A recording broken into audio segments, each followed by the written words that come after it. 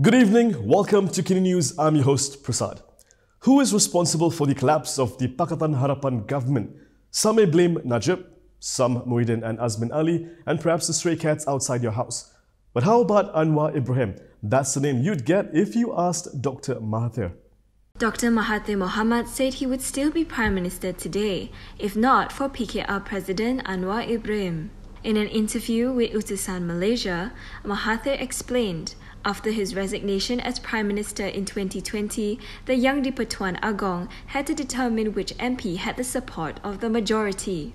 Mahathir said he thought Pakatan Harapan would choose him because he was with Harapan, but Anwar claimed to have a lot of support. The Pejuang leader said Harapan gave Anwar 92 votes, while he had 62. However, he said the 62 votes did not come from Harapan but from others. Mahathir added that if he received those 92 votes from Harapan, he would have 154 votes, and he would be Prime Minister. Mahathir said this when explaining why he did not want to see Anwar and Bersatu President Muhyiddin Yassin in a big tent opposition. Mahathir described Anwar and Muhyiddin as not honest. When asked why he thought of the duo as such, Mahathir's reply focused only on Anwar. Mahathir said he was receptive to the big tent idea, uniting all opposition parties during the next general election, because it was the only way to defeat BN. However, he said only honest people should be part of the big tent. Of course, with Mahathir pointing his fingers at Anwar Ibrahim, someone in PKR is bound to point their fingers back at Mahathir, and that's exactly what we saw today. Anwar Ibrahim would have had the majority to become Prime Minister if Dr Mahathir Mohamad kept his promises, according to a PKR leader. PKR Secretary-General Saifuddin Nasution Ismail also denied Mahathir's claim that the Pejuang leader would still be Prime Minister if not for Anwar. He was commenting on Mahathir's interview with Utusan Malaysia, which described Anwar as not honest. Prior to GE14, the Harapan leadership agreed to put Mahathir as their prime ministerial candidate, as Anwar was still serving his prison sentence at the time. However, he resigned from his post in February 2020 after the Harapan-led government collapsed through the Sheraton Move political coup led by Muhyiddin Yassin and Azmin Ali. Muhyiddin then went on to become the 8th Prime Minister after receiving support from BN, PAS and GPS MPs. Meanwhile, Anwar failed to get majority support from former Harapan allied MPs.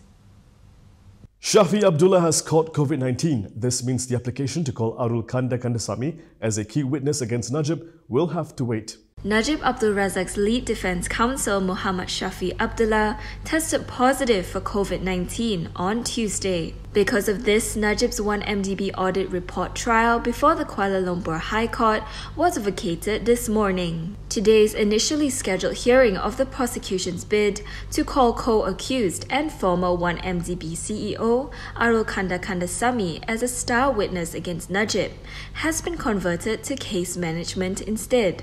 Back on Monday, the hearing of the prosecution's bid was also postponed as Shafi was then down with fever and a sore throat. Speaking to the media after case management today, Najib's defense counsel Wan Aizuddin Wan Mohamad confirmed the vacating of today's hearing. He said Judge Muhammad Zaini Mazlan wants to hear the application to turn Arul Kanda into a star witness as soon as possible. Thus, the court fixed June 14th for hearing of the application. On the hearing of the main audit report case, the lawyer said the court has set July 4th and 14th for the resumption of the trial. UMNO may not want to extend its MOU with the opposition, but according to Anwar Musa, there is no expiry date. There is no expiry date for the government's Memorandum of Understanding with the opposition, according to Anwar Musa. The UMNO lawmaker is a member of the MOU Negotiation and Implementation Committee. He told reporters last night that the government and Pakatan Harapan merely agreed to not hold the 15th general election before July 31st. Anwar added that Parliament should not be dissolved too late, as that would give BN opponents an advantage. But it should also not be dissolved too early, that the coalition is not sufficiently prepared.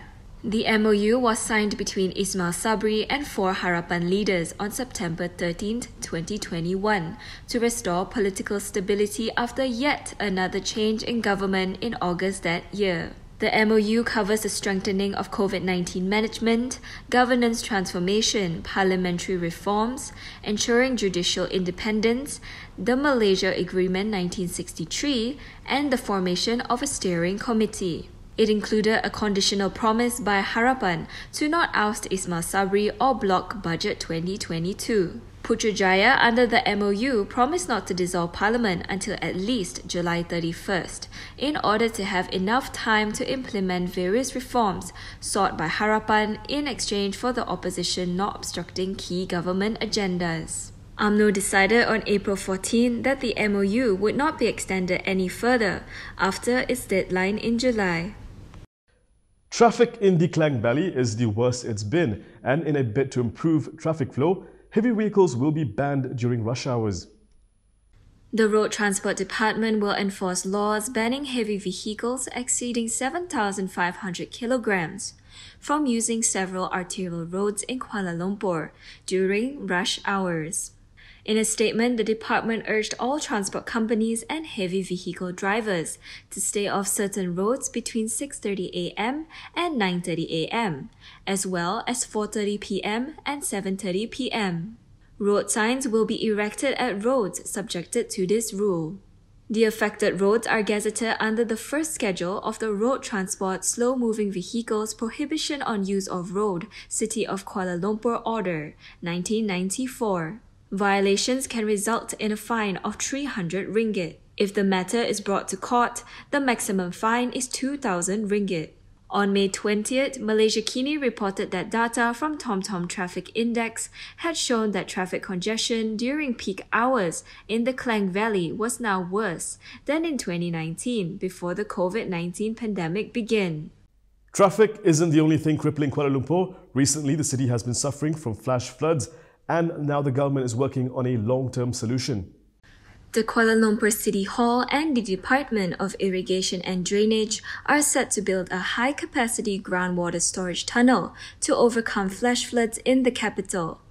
Federal Territories Minister Shahidan Kasim said the tunnel will take about 3 to 5 years to be completed. He said DBKL will complete a feasibility study within 3 months.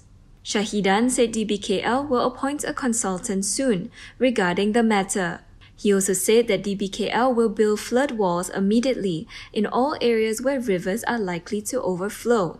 He explained that the main cause of flash floods in the capital was rivers overflowing, resulting in the drainage system being unable to channel the water smoothly into rivers. The severe labour shortage in sectors unpopular among Malaysians will soon be filled by thousands of migrant workers. The government has approved applications from employers to hire some 200,000 migrant workers for vacancies in unpopular sectors. Human Resources Minister M. Saravanan said most of the vacancies filled by new migrant workers had been advertised on the ministry's My Future Job portal for over a year. Saravanan said the government received applications to hire some 500,000 migrant workers. However, not all will be approved. The reopening of Malaysia's economy has seen employers from various sectors struggling to cope with a severe labour shortage, as the wait continues for arrivals of new migrant workers. On the delay of the first batch of 164 migrant workers from Indonesia, initially scheduled to arrive on March 31st, Saravanan confirmed there was confusion about their work permits. Indonesia's envoy Hermono previously told Malaysia Kini the confusion could have been caused by single-entry visas, issued to the workers by the Malaysian embassy in Jakarta, as the visa stamp indicated they were not permitted to work. It was reported that the workers to be employed by Sime Darby Plantations were prevented from leaving Lombok by the agency for the protection of Indonesian migrant workers due to documentation issues. And that is all from me today. For more stories, you can go to KiniTV.com. You can also follow us on Instagram, Twitter, YouTube, and Facebook for the latest news updates. If you'd like to support independent media, do consider subscribing to MalaysiaKini.com. I'm Prasad. Thank you for watching.